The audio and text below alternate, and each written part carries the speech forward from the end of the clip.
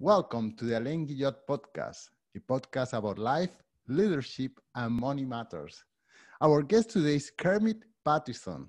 Kermit spent more than 10 years doing fossil research, mostly in the fields of Ethiopia, and now he has packaged all that research and he put it together in a book called Fossil Men, The Quest for the Oldest Skeleton and the Origins of Humankind. Kermit, thank you so much for joining us today. It's my pleasure. Thank you for having me. So Kermit, my first question is, shouldn't this book be called Fossil Woman? I mean, not to be political correct, Yeah. oh, it's not on the name of diversity, but it Right. is a woman, isn't it? Yeah. No, that's a question that I've gotten a number of times, and so people think sometimes that the title is. People used to refer to it, the science used to refer decades ago to fossil men being sort of synonymous with fossil humans. Well, obviously we don't do that anymore because it's a sexist term. So that the book title actually refers not to fossils, the fossil human ancestors, although it sort of evokes that, but it's more about the people at the core cast of this thing, the core ensemble cast. They all happen to be men. And they do practice a form of science that's, as if you read the book, you know that some of their peers criticize them for using sort of techniques that their peers consider to be outdated. And so that is, the title is a little bit of evokes that dispute. But on the other hand, they also find stuff that never goes obsolete. So they're kind of fossil men in that way too, and that they've create this record of fossils that never goes extinct. So even as this group of male scientists, just as it happens, are criticized for being behind the times, they are actually creating this voluminous record of fossils that will never go extinct. So that's kind of a roundabout answer to your question. But yes, so the core, the main discovery at the center of this story is indeed a female, fossil female, named Artie, which is short for, it's a nickname in the species Ardipithecus ramidus. She's 4.4 million years old. But the title doesn't really refer to that particular discovery. It's more about this central cast of characters. Okay, so Artie is a female, and the fossil, the oldest fossil discovered, or I mean that we know of, is Lucy, which is also a female. I mean, yes. In our days, the female longevity is longer than men. Does that apply for fossils as well? How can we continue finding female fossils? Where are the guys? Well, there are indeed plenty of guys in the fossil record, but these two in Ethiopia happen to be females, both of Lucy, as you mentioned, she's 3.2 million years old, and Artie, who is 4.4 million years old. That's just luck of the draw. And, it's only 2 out of 2. So it's not like we have a huge sample where you could see a real statistical trend. That's just luck of the draw. I mean, for example, there's another pretty important skeleton found in Ethiopia. It was found only in the last, after Artie, it's more recent history, but it's a male of Lucy's species. They call him Katanumu, which in the local language means like big man or big guy. So there are indeed male fossil skeletons, but they're just not really very involved in this particular story that I wrote about. Okay, they are more irrelevant. Okay, so let me ask you about... we knew men were irrelevant, so, Let me ask you about you. When I went to search for your name, it basically says that you are a journalist, but you have a longer history than that. Can you fill us in? So you study journalism, and how did you end up in this field?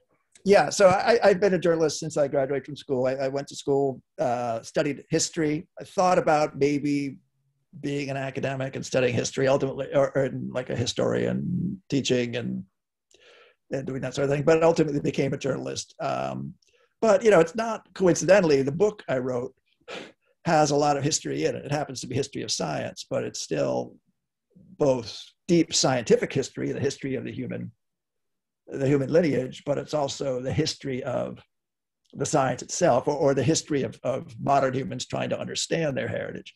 So ultimately, I kind of came back, I think, to that interest in history that made me toy with the idea of going into that field. But anyway, ultimately decided not to and became a journalist, and then started working for. I got out of school. I had very little experience other than working for the student newspaper. So I didn't go to journalism school or anything like that. And so then in those days, there was still this remnants of this longstanding tradition where people learned the trade by doing it, by essentially becoming apprentices in the field, and copy boys and copy girls, and going off and learning that way. So, or going to work for a small paper in small town somewhere and kind of learning your chops that way. So that's what I did. I just started applying to jobs all over the United States. I applied to Oregon, I applied to California, I applied to Florida, I applied to Maine. I mean, everywhere I could think, Midwest, Iowa, Minnesota. And I actually wound up getting a job at this little paper in Key West, Florida, which was kind of a bizarre place to be. But in retrospect, it was nice weather, though. Yeah, nice weather. It's just a bizarre place, and everyone was always like, well, what are you doing here anyway? But anyway, so I went there and worked there for about a year, and then worked my way through a succession of other papers in California and Minnesota. And actually I started before the internet was a phenomenon. And the internet existed in those days, but it was mostly this sort of obscure network that was used by academics and maybe the Defense Department, but it was not this widespread consumer phenomenon that it is now. Now it's part of our daily infrastructure. But anyway, so then that hit, and then newspapers industry changed forever. So when I started, everything was actually printed on paper, and there was none of this digital stuff that you see now.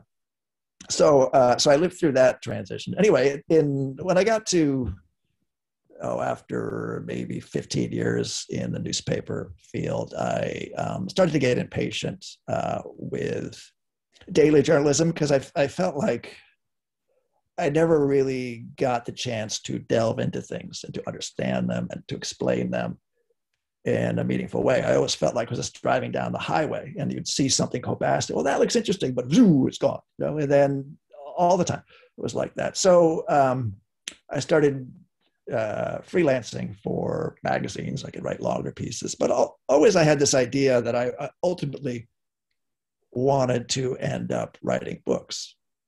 And that was always kind of my North Star, that I was always heading for that. And even when I was going through these career transitions from from newspapers to magazines and everything, I was, in the back of my head, was thinking, okay, what's the book going to be? What's the first book, the next book going to be? And ultimately that took me to this topic, but in a very roundabout way. I can tell you that story if you're interested, how I came to this topic. Yes, okay. Please. Yeah. So about 10 years ago, well, it's more than that now, but about 10 years ago, I thought, okay, well, my first book will be a history, sort of a natural history of the human aerobic capacity. It's sort of like a deep history of what makes humans able to run marathons and ride the Tour de France and all these other things. And when I say deep history, I mean, like, how did this system evolve? So humans are kind of weird as primates in that, we're weird in a lot of ways, but in one, sort of in terms of our endurance, our aerobic capacity, we're weird because we're, compared to other primates, we're slow and we're weak, but we do have this capacity to go long distances, to run and to walk, and outlast, not only other primates, but actually a lot of other animals that are much faster runners than us. And many other people have written about this. This was not an original idea that I had, but I was interested in the natural history behind that. What does the fossil record tell us? What does genetics tell us about how that capacity evolved? So that was the story I set out to write. It was kind of like the the biography of the human aerobic animal. So, and in the course of doing that, I started reading about all these landmark fossils like Lucy and many other things. Then I came across this, at that point, recently announced fossil called Artie, Ardipithecus ramidus. It was 1.2 million years older than Lucy. It was discovered in the same part of the world in Ethiopia. And as I started reading about that, it was not only an interesting discovery, but a lot of the findings of that fossil and the conclusions of the investigators really contradicted a lot of the conventional wisdom about where we came from, about what the nature of our last common ancestor with apes was, you know, what it looked like. And it just, it challenged much of the conventional wisdom that sort of underlay much of the other stuff I was reading. So I got sort of intrigued by this. I was sort of disturbed by it, but also intrigued. And then I started talking to the scientists who were involved, and there were these really interesting characters, sort of contrarian, you know, in some cases had these long-standing disagreements, or in some cases blood feuds with other people in the science.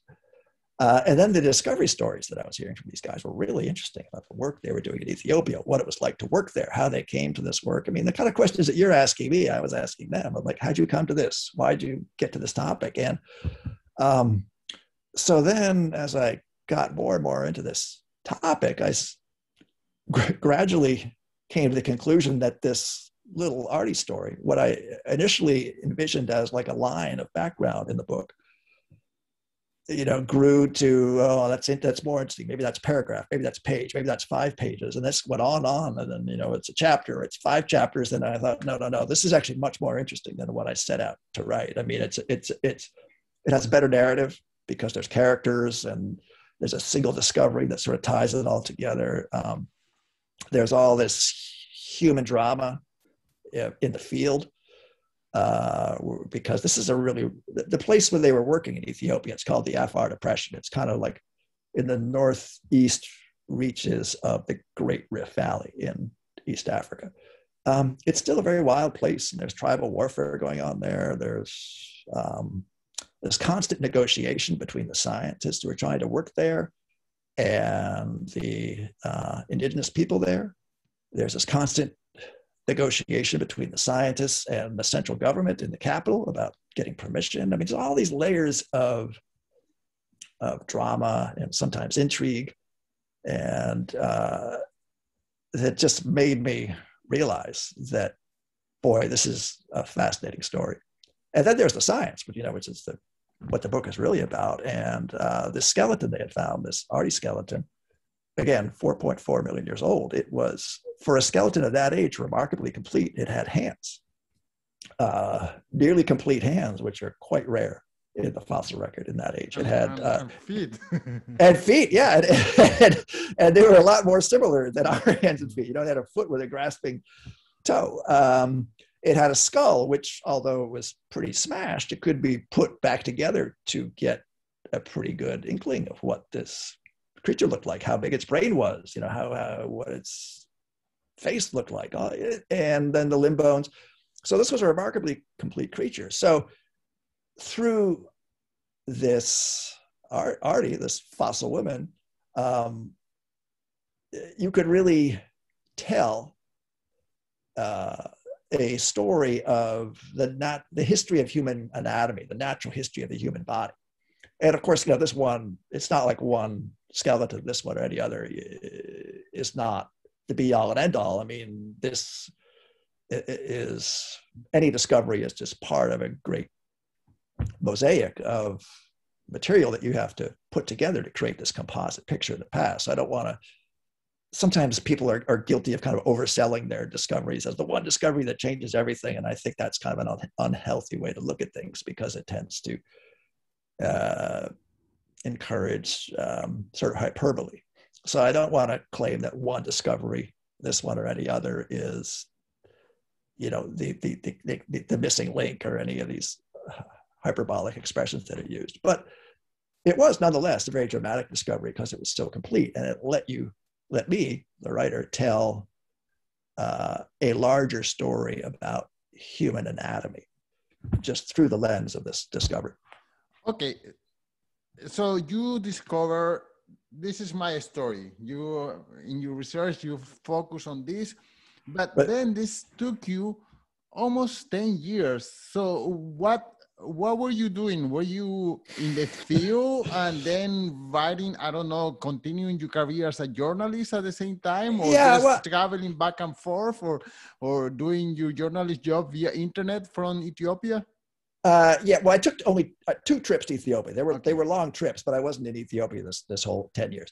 So I took 2 trips into the field with the team that discovered Artie. They're called the Middle Awash Research Project. Their academic base is at the University of California, Berkeley, and a lot of the personnel are in Ethiopia or at other universities elsewhere. But so I was only in Ethiopia 2 times in the field with them. But much of the time was, for a while, for some of that time, I was also working as a journalist, making a living. But for a lot of the time, I was just trying to understand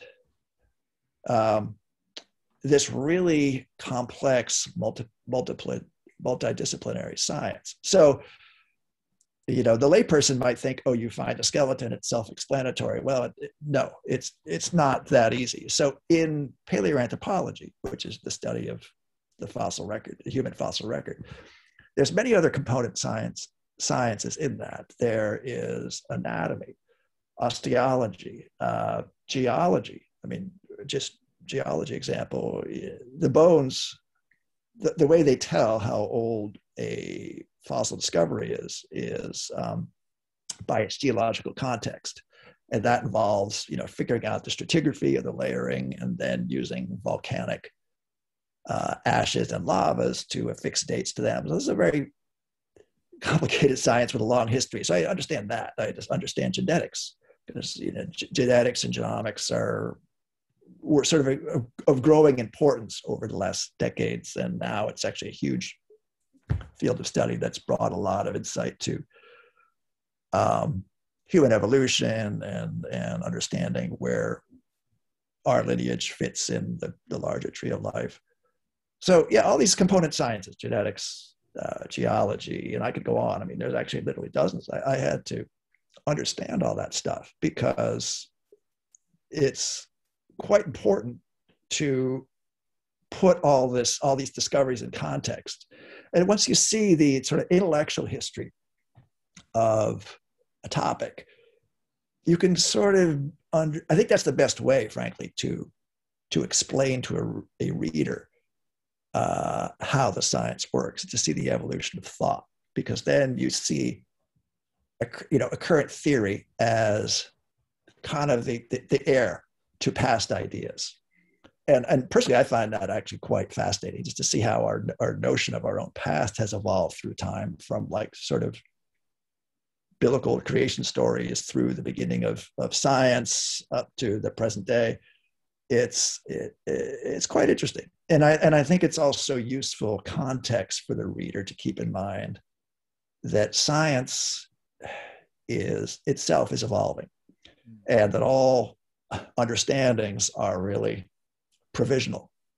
And sometimes people will say that to sort of poo-poo science, or to say, oh, it's just a theory. I don't mean it that way. I mean, it's always subject to self-correction. Right. And the moment you forget that is the moment that you become a bit too didactic and a bit too certain in your knowledge. So to tell the story of the evolution of ideas, I think, is a way to tell the reader that the most current scientific knowledge we have is just a link in a great chain. I mean, just as we as individuals are links in a great chain from our ancestors to whoever our descendants are, our state of knowledge is a link in a chain from our predecessors to our successors. Okay, can you describe how's the process of fossil hunting? So I hear there are some fossils in Ethiopia, and Yeah. I put my boots and my nice khaki pants, and I decide to go to Ethiopia. How would I go around hunting for fossils? Yeah, well, one thing you will learn in this book is that even if you are, well, there's a couple of ingredients. One is to look where there are fossils, because even in a rich place like the Afar Depression of Ethiopia or the Great Rift Valley in general, I mean, these are places that are famous because they're so fossil rich. But even within those areas, there's actually a fairly small percentage of the land that is fossil bearing. So part of the first ingredient is success is just knowing where to look. And you need to find fossils usually form in what they call sedimentary rocks, or rocks that are formed when ancient sediments come down, like it could be at the bottom of a lake bed or a lake shore or something like that. And only of all the animals that die in those places, only a tiny percentage are actually preserved in fossils. So you need to find the sedimentary exposures where those sedimentary rocks. So imagine, like, my fingers here are a sort of a layer cake of sediments. You need to find the exposures where those sediments are coming to the surface and hopefully eroding, with rainwater and whatever that's sort of making whatever the contents is spill onto the ground. So once you find those fossil-rich places, it takes good eyes to find them. So it's quite rare that someone will be walking along and see a nicely articulated skeleton just lying there. I mean, it just doesn't happen that way. So Artie, you may have seen the pictures in the book. You can see this nice skeleton laid out. It's on a black background. Well, that's a skeleton that was put together after many years. With this particular skeleton, the first piece that was spotted was a little bit of hand bone. It was, probably about the size of a pencil stub. And it was found because a line of people were walking along, and they had found some other fossils in this area. So they knew it was a fossil-rich area. But it takes a sharp set of eyes to find this stuff, because it's on the ground with brush and rocks and animal dung, and those fossils are quite hard to spot. I mean, I went out there with these guys, and a layperson, I thought, because I knew something about the subject, I kind of deceived myself that I might be halfway good at it. Well, no, I was horrible. And I don't think I'm naturally horrible. I just think that it just takes a really sharp set of eyes, and also the ability to recognize pieces of bone or tooth when they're not like in the kind of state that you would see in an anatomy textbook, but they might be broken in half or broken into a fragment, or maybe like with a tooth, maybe it's only like the root is exposed above the ground. So it takes this ability to recognize little fragments of things and do the rotation in your mind to say, oh yeah, that's a tooth root right there, and pull that out of the ground. And sure enough, it's a tooth root and not a tree root or something. So, but anyway, I'll just simplify what these guys do. So usually when they're just surveying an area, they'll send out a line of people and just to kind of do an initial survey. And, because they're not going to start digging unless they have some indication that something's there. So go ahead and do an initial survey. And if the people start finding stuff, then they know that this is a place where they have to stay and look more closely. So once that happens, this particular team, the Middle Awash team, developed this system called a crawl. And the guy who was kind of the main ringmaster in the field was a fellow named Tim White at Berkeley, who he's well known for being extremely meticulous and quite demanding of his crews. So if Tim took them to a place that was known to be rich, he would sometimes put them on hands and knees with knee pads and gloves and shoulder to shoulder and just have them crawl. So like you and I might be shoulder to shoulder like this and going along, and they would instruct them, anything you see on the ground, take it. If it's a bone, obviously we're going to take it, but even if you think it's a rock, or even if you think it's a little pebble, or whatever, just take it. And we'll sort it later when we get back to the lab. But the idea is that they're just going to rake the ground clean. And so they did that, and then they wound up finding a lot of stuff. But again, it was quite broken initially. But anyway, then as they continued this process, they start sieving. So sieving is when you scoop up the loose soil on the top and you shake it through a sieve. And then they were finding more elements like teeth and other broken bones.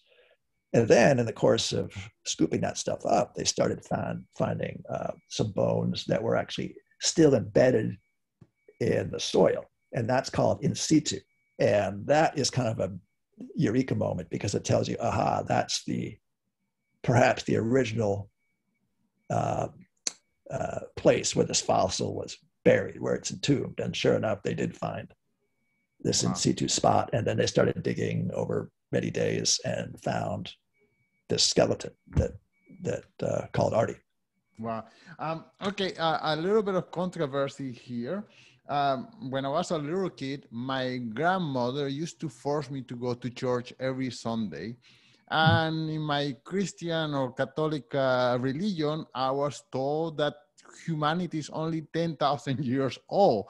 So how does Christianity react to all these kind of fossils that are millions of years old? Do you have any idea about that? I know it's not on the scope of your book, but I'm curious if you have been exposed to any pushback from religious organizations. Not so much. I mean, I think I've had a couple exchanges with people.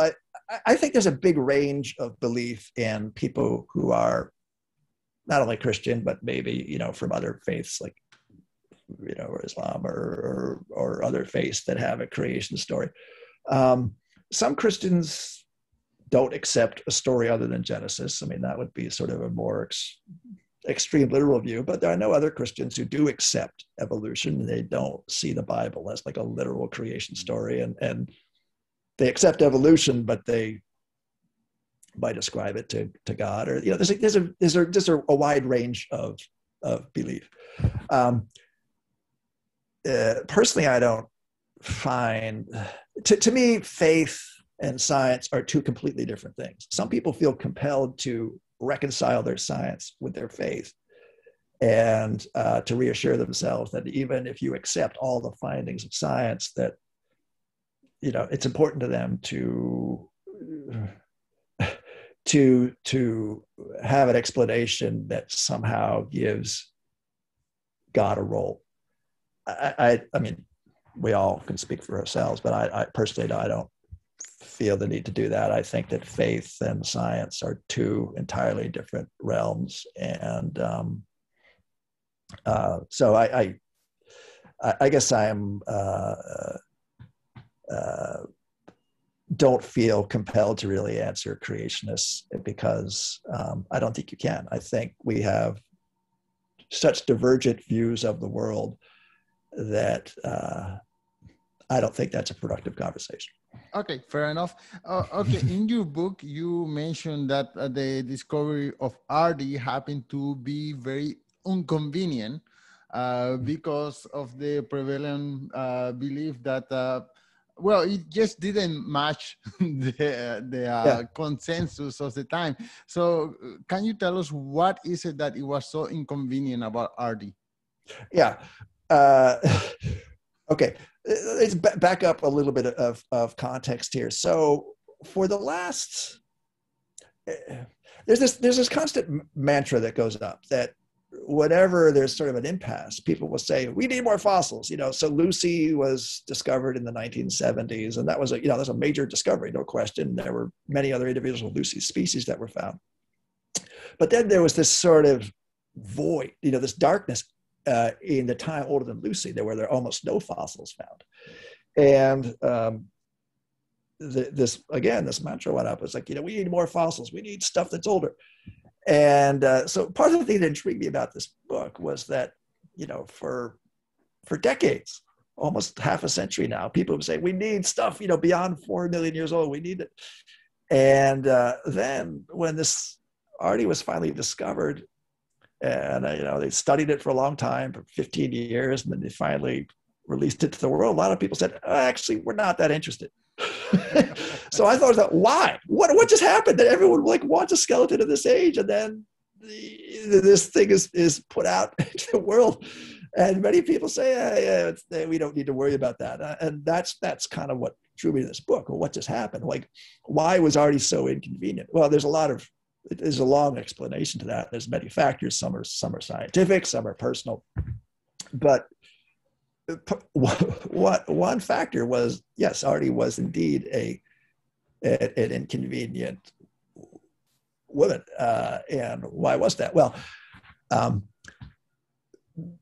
the discoveries in the field since the 1970s, Lucy, including Lucy and many other things, were creating this line of evidence in paleontology, in fossils. But while that was happening, there was another revolution happening in the lab with genetics and molecular biology. And from the 1960s onward, there was this dawning realization that humans were particularly closely related to African apes and even more related to the two species of chimpanzees, chimps and bonobos. And before that, there had been this idea that the African apes, the chimps and gorillas, were fairly closely related to each other, and that humans were had branched off long before those two branched off. That we're obviously related to the apes, but we're only distantly related to those. And what molecular biology showed us in the 1960s, 70s, 80s was that, in fact, chimps are more closely related to humans than chimps are related to gorillas. That was and this was a discovery that was made by a revelation that came from the study of blood proteins, but then subsequently DNA has been borne out by many, many lines of evidence. Well, that just blew the minds of a lot of people. It's like, holy cow, these two African apes, chimps and gorillas, I mean, there's some subspecies of chimps and gorillas, but I'm just going to call them two lineages of apes, that we thought were so like each other. The chimps are actually closer to us than they are to the gorillas. I mean, that just blew people's minds, and it made science realize that humans are not just like another branch of the ape tree. We're right in there in an ape branch of the tree. And so when that revelation happened, there was a growing consensus that when you got deeper and deeper in the fossil record, primitive human ancestors would resemble chimps more and more. And, you know, you've probably heard it said that, you know, humans are 98 or 99% identical to the chimpanzee, and, you know, in the genetics. And so there was this sense that, like, when you got back in the fossil record, you know, went back into this void older than Lucy, back to this still unknown common ancestor we had, the apes, it would look a lot like a modern chimp. And during the time where there were no fossils found, the chimp was sort of used as a proxy, that whenever anyone wanted to answer a question about anatomy or behavior or whatever, they would sort of turn and look at the chimps, because you could study chimps in the world, chimps and bonobos, and they're of course different from each other, but there was a sense that, like, one of them or some composite of the two would give us a sense of what the most primitive ancestors in our lineage look like. Okay, so that's the kind of prevailing view for decades before Artie was discovered. Then Artie is found, and this is a fossil that, despite its, you know, many sort of ape-like qualities, has these features that are only found in the human lineage. And so those are, I mean, we can talk about these later if you're interested, but there's like some anatomical features that are present in Artie that identifies it as being this primitive member of the human lineage. Okay, but there's a lot of things about that skeleton that are not like a chimp. I mean, just one obvious example, it did not knuckle walk. So chimps and gorillas both have this peculiar way of walking on their knuckles, and this is not only affect like what their hands look like, but also the form of locomotion tends to have implications throughout the body, because the whole body has got to be engineered to move, and so there are a lot of anatomical features that chimps have that these primitive members of our family don't have. Chimps have these big fangs that are like daggers or scimitars, because they're very aggressive. They fight with each other. Well, early members of the human lineage like Artie don't have that. They have a more diamond-shaped canine tooth like we do. I mean, if you look at our canines, we don't have really fangs at all. We have a little diamond-shaped canine that's got a little bit of a kind of spade-like point on it, but it's not much. And Artie has something that looks more like a canine, but it's still not this big fang like an ape. So there's a lot of features in there that were surprising to people, and they contradicted the predictions of this chimp-like ancestor. So that's why Artie was inconvenient. That there had been all these models developed of what the still undiscovered human ancestor would look like and what it would behave like, and the Artie discovery contradicted a lot of that. And the other, I should also mention that the Artie team was quite provocative in calling attention to all those ways that their discovery contradicted this model of a chimp-like ancestor. So it was not only the discovery, but it was also a fairly aggressive effort on the part of the scientists to challenge a lot of these prevailing assumptions that led to all this, controversy. Okay, the main character of the book is Tim White. I guess is the head researcher. And I should say he's certainly one of the more energetic members of the book. He's actually a member of a co-leader. There's actually 4 guys on the team who are co-leaders, and so his partners would, and Tim too, would bristle to hear him described as the leader, because they do operate as a foursome. But anyway, sorry to interrupt you. No, that's great. But there is a lot of controversy with Tim. He doesn't seem to get along too well with his colleagues, and I guess because of the way he treats other people, or the way that he is accused of keeping a secrecy on his research and depriving everybody else of his discovery. And I wonder what's the reaction of other scientists now that you are disseminating his message as well. I mean, obviously a lot of people didn't like Tim or don't like the way he acts, but now you are amplifying his message with his research and your book. I wonder if you had any reactions as well. Yeah, well, there's been a range of reactions, and I only get a small sample of them. And I'm sure that many people have reactions and don't, spread them to me. So Tim, I mean, as you mentioned, he is indeed quite controversial. I mean, he is in some quarters despised, but because he's a strong character, he's also beloved in other quarters. So I don't want to make it all out to be a dark thing. And he's, I once saw a story about two runners who were in Britain, and the writer was trying to contrast their personalities, and they said, well, one of them is the sort of nice young man who you'd want your daughter to bring home, as a potential son-in-law. The other guy is the one you want on your side in a fight in a bar. And Tim, you can put Tim in maybe the latter category. So Tim, he's not very well he doesn't put much energy into playing nice in the academy. I mean, he has partners who he's worked with for many years. I know he's very trusted and by his partners, but he doesn't spend any time trying to be popular. I think he spends his time trying to do what he thinks is necessary to be successful in the field.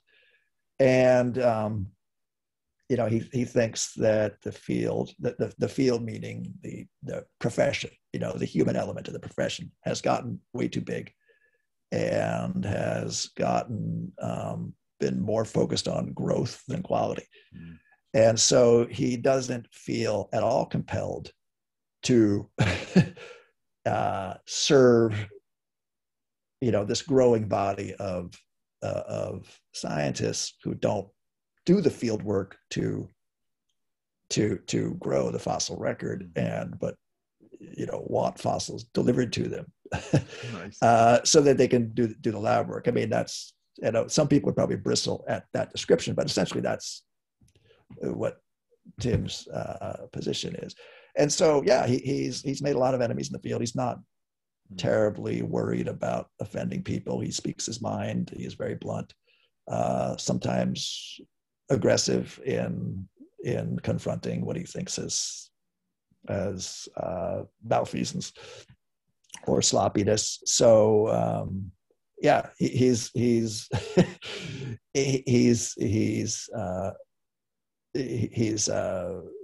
not always the most popular guy. I will say I found him to be quite generous.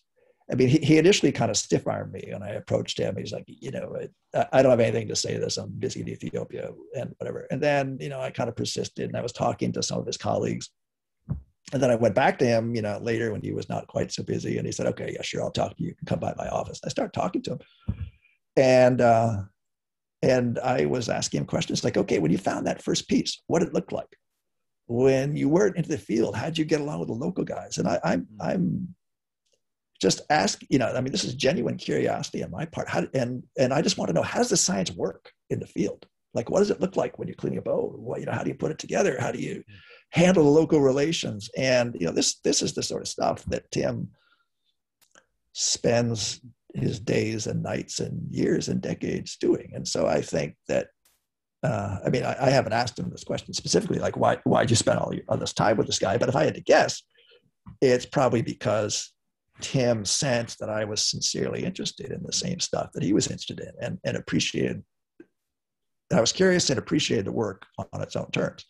And we're just talking about Tim here, but there's dozens of other people who are on that team, including a lot of Ethiopians. And I was really interested in their backstories. I mean, the trials that an Ethiopian scientist had to go through were remarkable. I mean, these are some of Tim's colleagues like Berhane Asfar, Gide Walde Gabriel. These guys lived through revolution and then Red Terror on the campus, where people were literally, the police would come and raid the campus at night, drag people away, and they were never seen again. People were disappeared. People were sent to jail and tortured. And this was this cataclysm, this Red Terror that just decimated this generation. And some of them persisted in the science against great odds and ultimately became practicing scientists who are now, delivering to the world these major discoveries like Arty. So I was interested in that stuff too. So that's kind of how I got so deeply immersed in the story, was just following my curiosity, hearing all these interesting stories and asking more and more questions. That's also why the book took so long. Okay. Because every time I turned over a rock, there was another interesting biography or scientific backstory here. Amazing. Okay, the last question is, what is the future of fossil hunting? Is this evolving field? Is this expanding? Are we going to finally discover where we come from? Yeah, well, I think there's a couple of things to keep in mind, and some of them are pretty humbling. So there's in Africa, as far as we know, human evolution is pretty much confined to Africa until about 2 million years ago. Then we start finding fossils in Eurasia, Europe and Asia, and then, later other parts of the world as this sort of diaspora begins to happen. And there's different waves of diaspora. That's a whole other long story. But when you get older than 2 million years ago, as far as we know, all the action is in Africa. Now, there's like a couple of regions of Africa that are well known for producing fossils. One is the Great Rift region in East Africa. So that's Ethiopia and Kenya and some other countries in there. There's South Africa, which has a different geology. Most of that stuff is found in caves. So without getting too tied up in what area or another, so those are two main regions. But if you look at how the expanse of the continent of Africa, most of it is entirely unknown, has no fossil record at all. So we know only just a teeny bit. We've got just like little pinholes in the wall that we're looking through. And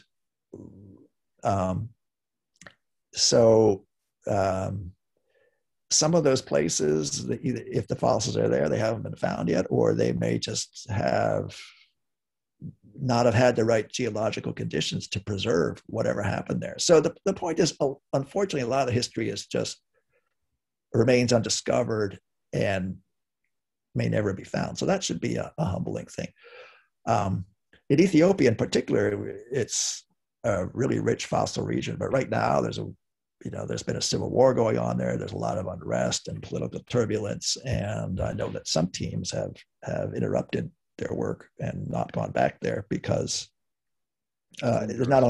because it's dangerous. And actually the civil war is not going on in the Afar region where this stuff is going on. But when things get unstable and it's and the government, other parties start to move in and get more aggressive and violent, and there has actually been a number of violent episodes there that have made some of the research teams think twice about going back. So that is without question going to impair the science somewhat. So anyway, what is the future? Well, so I wouldn't be so bold as to make any huge predictions, other than it will require a lot of hard work and sustained work, and there will be other surprises. I can't tell you what they are. I'm not hinting anything, but well, if you tell us, it wouldn't be a surprise. yeah. But what I can tell you, from having studied the history, is that people tend to paleoanthropology is the science of like trying to take very fragmentary evidence, discoveries, and sort of create and to sort of tell a big story about where we came from. And it's a science that's subject to these periodic debunkings because we're trying to answer these big questions with such fragmentary evidence. And I think that's why we periodically have these debunkings where people say, throw out all the textbooks, is because there's so much interpretation off of not so much evidence. So that's why I say that there will certainly be surprises. I don't know what they are, but yeah, stay tuned to be surprised again in your life. That will be the next book. Okay, Kermit, this is a fantastic conversation. I wonder if you could tell us one more time the title of the book and where can people follow you? Yeah, so the title of the book is Fossil Men: The Quest for the Oldest Skeleton and the Origins of Humankind. My publisher is William Morrow, which is a imprint of HarperCollins publishers. And you can find the book in all the major book buying channels. Certainly Amazon, Barnes & Noble, your local independent, Kindle, Audible. So whatever your favorite book buying place is, you can find it on there. I do have a website. It's kermitpattison.com, KermitPattison.com. You can find me there. So yeah, thank you for your interest. Thanks to everyone who's tuned in today. And this is a big topic. I know we've only scratched the surface, but I appreciate your interest. Kermit, thank you so much for your time. Okay, my pleasure. Take care.